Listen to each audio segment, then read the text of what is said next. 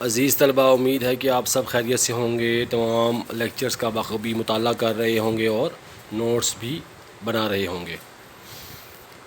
باب نمبر 2 زر، سبق نمبر 22، اور آج کا جو ہمارا ٹاپک جس کو ہم جاری رکھیں گے وہ ہے نظریہ مقدار زر۔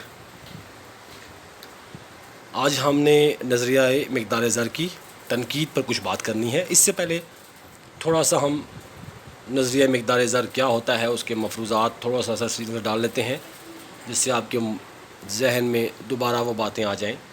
سب سے پہلے نظریہ کچھ اس طرح تھا کہ اگر دیگر حالات جو کہ تو رہیں اور زر کی مقدار کو دگنا کر دیا جائے تو قیمتیں بھی دگنا ہو جاتی ہیں، جبکہ زر کی قدر نصف رہ جاتی ہے۔ اس کے برعکس اگر زر کی مقدار کو نصف کر دیا جائے تو قیمتیں بھی نصف ہو جاتی ہیں اور زر کی قدر دگنی ہو جاتی ہے۔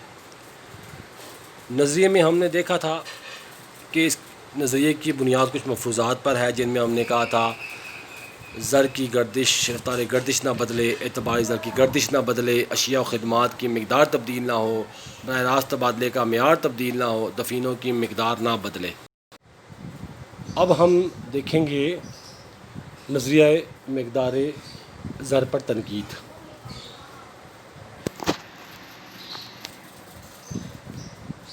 نظریہ مقدار زر کا تنقیدی جائزہ۔ نظریے پر درج ذیل اعتراضات کیے گئے، جس میں نمبر 1 کہ مفروضات درست نہیں۔ سب سے پہلا جو اعتراض لگایا گیا اس نظریے پر وہ یہ کہ اس کی جو مفروضات ہیں وہ تمام کے تمام درست نہیں۔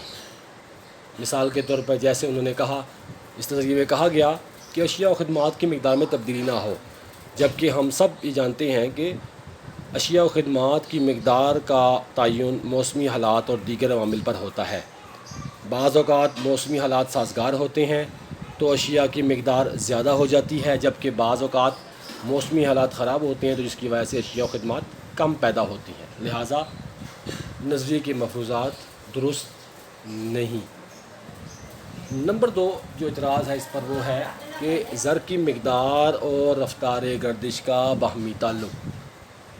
اس نظریے میں یہ بھی فرض کیا گیا ہے کہ زر کی مقدار میں جب بھی تبدیلی آئے لیکن زر کی رفتار گردش میں تبدیلی نہ آئے، جبکہ زر کی مقدار اور زر کی رفتار گردش کا آپس میں گہرا تعلق ہے، کیونکہ جب کسی بھی ملک میں زر کی مقدار میں اضافہ ہوگا تو یہ لازمی ہے کہ اس کی رفتار گردش میں بھی اضافہ ہوگا، اور اگر کسی ملک میں زر کی رفتار گردش زر کی مقدار کم ہوگی تو اس کی رفتار گردش بھی کم آئے گی۔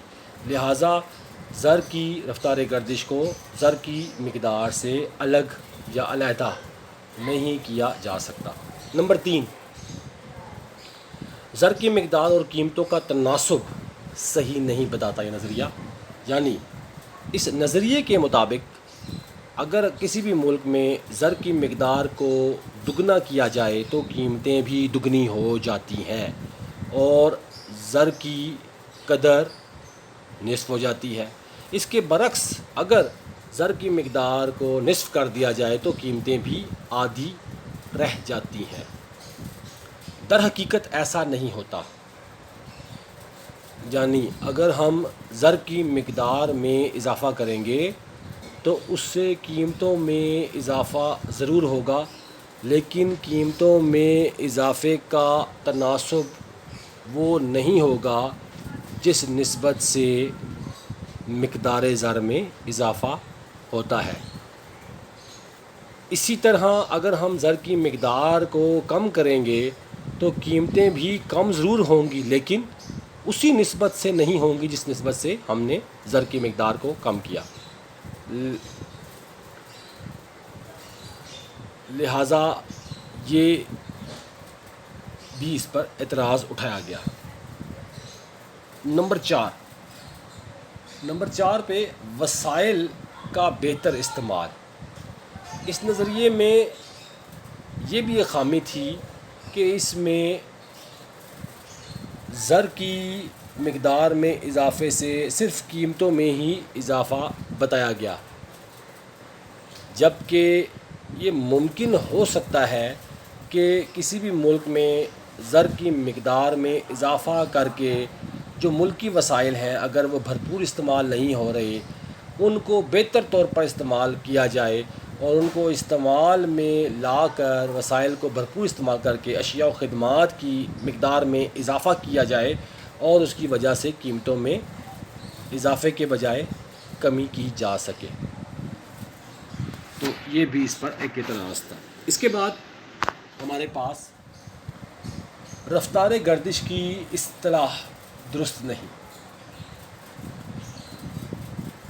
پروفیسر مارشل نے اس نظریے میں لفظ زر کی گردش پر اعتراض کیا ہے اور انہوں نے کہا ہے کہ اس کے بجائے اس میں لفظ زر کی طلب کا لفظ استعمال ہونا چاہیے تھا۔